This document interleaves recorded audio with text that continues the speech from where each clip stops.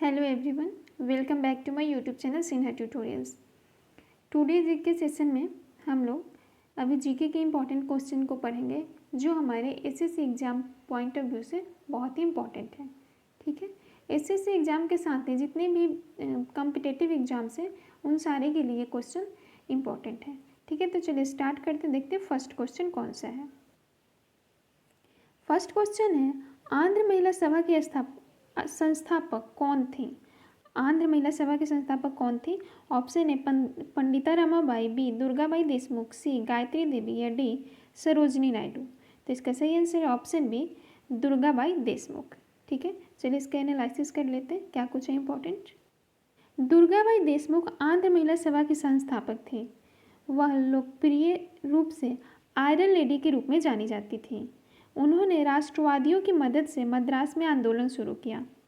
उन्होंने आंध्र महिला नामक एक पत्रिका का भी संपादन किया। इस पत्रिका के माध्यम से उन्होंने महिलाओं को उन पर लगाए गए अर्थहीन सामाजिक बाधाओं के खिलाफ जागरूक होने के लिए प्रेरित किया। वह संविधान सभा के सदस्य भी थे। समाज की सेवा के लिए स्वतंत्रता के बाद उन्हें ताम्रपत्र और पॉल हॉफमैन पुरस्कार से सम्मानित किया गया।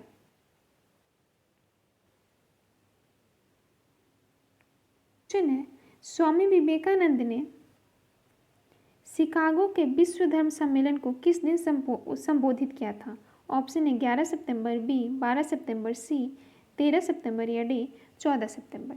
तो इसका सही आंसर होगा ऑप्शन ए 11 सितंबर। ठीक है, 11 सितंबर 1893 को स्वामी विवेकानंद ने शिकागो में विश्व धर्म सम्मेलन में सबसे उत्कृष्ट भाषण दिया था। उनके संबोधन ने पूरी दुनिया को भारत की संस्कृति और मूल्यों की एक झलक दिखाई। स्वामी विवेकानंद ने संस्कृति, कृषि, अर्थव्यवस्था सहित विभिन्न विषयों पर 10 दिनों में 6 विस्तृत भाषण दिए थे। इन्होंने अपने विदेश प्रवास के दौरान न्यूयॉर्क में वेदांत सोसाइटी की स्थापना की। ठीक है, ये सारा इम्पोर्टेंट है। ठीक है, उन्होंने 1897 में रामकृष्ण मिशन की स्थापना की। भी आई है ये सब। ठीक है, इस सबको ध्यान में रखिएगा। स्वामी विवेकानंद ने 1900 में पेरिस में आयोजित द्वितीय विश्व धर्म सम्मेलन में भी भाग लिया था। निम्नलिखित में से कौन सा देश G7 में शामिल नहीं है? Option A Canada, B Germany, C Italy या डी स्पेन। इसका सही आंसर है option D Spain. Group of 7 को संक्षिप्त में G7 के नाम से जाना जाता है। G7 एक अंतर सरकारी संगठन है। इसका गठन वर्ष 1975 में किया गया था। इसमें संयुक्त राज्य America, Canada, France, Germany, Italy, Japan और स्विट्जरलैंड, जापान और यूनाइटेड किंगडम शामिल हैं। ठीक है, इसमें इंडिया भी नहीं शामिल है G7 सम्मेलन में। G7 देश दुनिया की आबादी का 10% और वैश्विक सकल घरेलू उत्पाद का 31% का प्रतिनिधित्व करते हैं। प्रथम सम्मेलन का आयोजन फ्रांस के द्वारा नवंबर 1975 में किया गया था। वार्षिक शिखर सम्मेलन के दौरान लिए गए निर्णय और बाध्यकारी प्रवृत्ति के होते हैं। G7 का कोई औपचारिक संविधान या कोई निश्चित मुख्यालय नहीं है। आयुर्वेद दिवस का आयोजन किस मंत्रालय द्वारा किया जाता है? ऑप्शन है महिला एवं बाल विकास मंत्रालय, ऑप्शन बी गृह मंत्रालय, ऑप्शन सी आयुष मंत्रालय या ऑप्शन डी इनमें से कोई नहीं। इसका सही आंसर है ऑप्शन सी आयुष मंत्रालय। हाल ही में आयुर्वेद दिवस 2022 का आयोजन 12 सितंबर से 23 अक्टूबर 6 सप्ताह तक किया जाएगा। इसका आयोजन आयुष मंत्रालय के अंतर्गत अखिल भारतीय आयुर्वेद संस्था AIIA की देखरेख में किया जाएगा। इस बार की थीम है हर दिन हर घर आयुर्वेद। ठीक है, हर साल आयुष मंत्रालय द्वारा धन्वंतरी जयंती पर आयुर्वेद दिवस मनाया जाता है। इस साल आयुर्वेद दिवस 23 अक्टूबर को मनाया जाएगा। यह कार्यक्रम 3J यानी जन संदेश, जन भागीदारी और जन आंदोलन पर आधारित होगी। आयुष मंत्रालय के बारे में पढ़ लेते हैं। आयुष मंत्रालय को 9 नवंबर 2014 को शुरू किया गया। इससे पहले 1995 में भारतीय चिकित्सा पद्धति और होम्योपैथी का गठन किया गया था। इसे नवंबर 2003 में आयुर्वेद, योग और प्राकृतिक चिकित्सा, यूनानी, सिद्ध और होम्योपैथी विभाग के रूप में नामित किया गया था। भारत और जापान के बीच 2+2 वार्ता कहाँ आयोजित की गई? ऑप्शन ए टोक्यो, बी नई दिल्ली, सी नाओगे और डी मुंबई में। इसका सही आंसर है ऑप्शन ए टोक्यो में। हाल ही में भारत और जापान 2+2 मंत्री स्तरीय वार्ता 8 सितंबर 2022 को टोक्यो में आयोजित की गई थी। इसमें दोनों देशों के रक्षा मंत्री और विदेश मंत्री भाग लेते हैं। 2+2 वार्ता क्या होता है इसके बारे में पढ़ लेते हैं। यह रणनीतिक और सुरक्षा संबंधी मुद्दों पर भारत और उसके सहयोगी देशों के बीच बैठक का एक प्रारूप है। भारत की 4 प्रमुख रणनीति साझेदारी के साथ 2+2 वार्ता होती है। इसमें शामिल हैं अमेरिका, ऑस्ट्रेलिया, जापान और रूस। गौरतलब है कि रूस के अलावा अन्य 3 देश क्वाड में भी भारत के साझेदारी देश हैं। वित्तीय मध्यस्थ कोष को किस वैश्विक संस्था द्वारा लॉन्च किया गया? ऑप्शन ए अंतर्राष्ट्रीय मुद्रा कोष, बी विश्व बैंक, सी एशियाई विकास बैंक या डी इनमें से कोई नहीं। इसका सही आंसर ऑप्शन बी विश्व बैंक। हाल ही में विश्व बैंक द्वारा वित्तीय मध्यस्थ कोष फाइनेंशियल इंटरमीडिएरी फंड को लॉन्च किया गया। इस कोष का उद्देश्य कोविड-19 जैसी महामारियों को रोकने, नियंत्रित करने हेतु निम्न व मध्यम आय वाले देशों में आर्थिक रूप से प्रयासों को बढ़ावा देना है। वित्तीय मध्यस्थ कोष क्या है ये पढ़ लेते हैं। यह वैश्विक समुदाय को स्वतंत्र रूप से संचालित बहु योगदानकर्ता का प्लेटफॉर्म प्रदान करेगा। यह फंड G20 देशों और कुछ अन्य देशों के सहयोग से जुटाया गया है। इसके अंतर्गत लगभग 1.5 बिलियन डॉलर से अधिक की वित्तीय सहायता की घोषणा हो चुकी है। FIF जूनोटिक रोग निगरानी जैसे क्षेत्रों में महामारी की रोकथाम, तैयारी और प्रतिक्रिया क्षमता को मजबूत करने में मददगार होगा।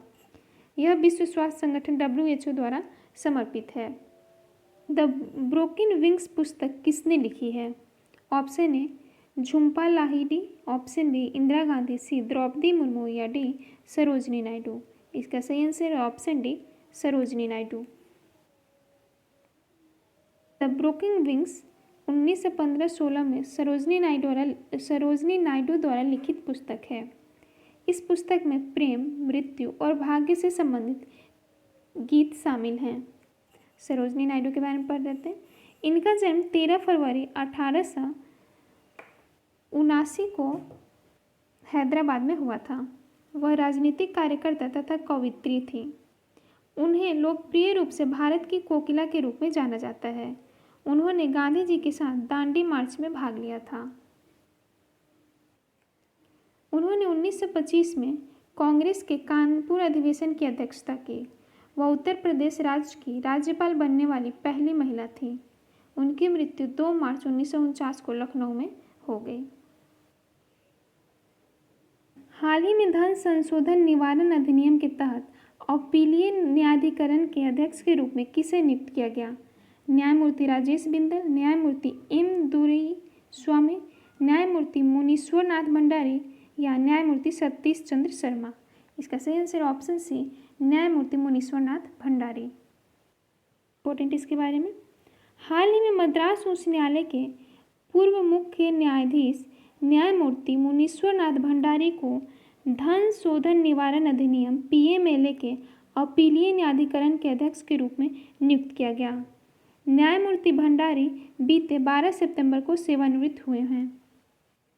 PMLA के बारे में पढ़ लेते हैं। इसका पूरा नाम धन संशोधन निवारण अधिनियम यानी prevention of money laundering act 2002 है। यह जनवरी 2003 में अधिनियमित किया गया।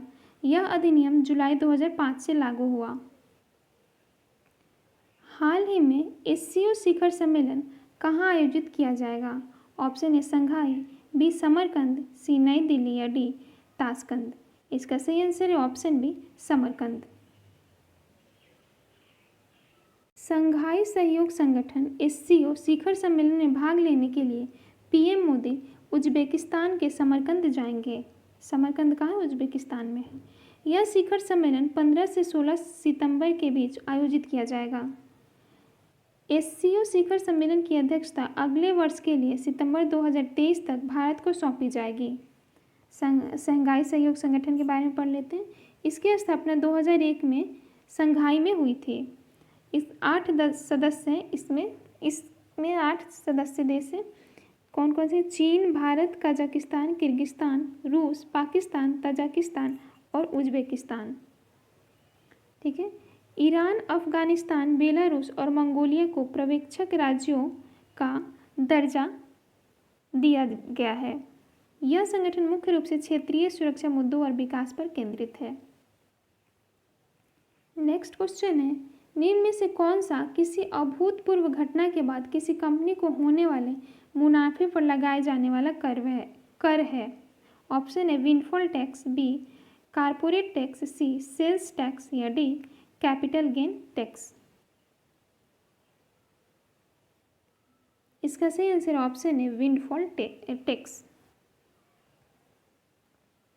हाल ही में वित्त मंत्री ने घरेलू कच्चे तेल उत्पादकों पर केंद्र द्वारा लगाए गए विंडफॉल टैक्स का बचाव किया है। विंडफॉल टैक्स क्या है? इस टैक्स को बिना किसी अतिरिक्त प्रयास या व्यय के आय में अप्रत्याशित लाभ के रूप में परिभाषित किया गया है। यह किसी अभूतपूर्व घटना के बाद किसी कंपनी को होने वाले मुनाफे पर लगाए जाने वाला कर है। केंद्र के लिए देश के व्यापक व्यापार घाटे को कम करने का एक तरीका है। नेक्स्ट क्वेश्चन है, अंडमान और निकोबार द्वीप समूह की सबसे ऊंची चोटी सैंडल पीक कहाँ अवस्थित है? ऑप्शन है ग्रेटर निकोबार में, बी मध्य अंडमान में, सी छोटा अंडमान में या डी उत्तरी अंडमान में। इसका सही आंसर होगा ऑप्शन सी छोटा अंडमान में। चलिए इसका देख लेते हैं क्या कुछ इंपॉर्टेंट। अंडमान और निकोबार द्वीप समूह की सबसे ऊंची चोटी सैंडल पीक उत्तरी अंडमान द्वीप में स्थित है। यह सैंडल पीक नेशनल पार्क से घिरा हुआ है। यह पर्वत 7 से 31 मीटर 2418 फीट की लंबाई के साथ बंगाल की खाड़ी में द्वीप समूह का उच्चतम बिंदु है। ग्रेट निकोबार पर 2106 फीट यानी 642 मीटर पर माउंट थुलियर स्थित है। दक्षिण अंडमान में 1197 फीट यानी 365 मीटर पर माउंट हैरियट स्थित है। ठीक है फ्रेंड्स, तो आज के सेशन में बस इतना ही। ऐसे ही इम्पॉर्टेंट जीके के क्वेश्चन को देखने के लिए मेरे चैनल को सब्सक्राइब कीजिए और अपने फ्रेंड के साथ शेयर कीजिए। ठीक है, थैंक यू।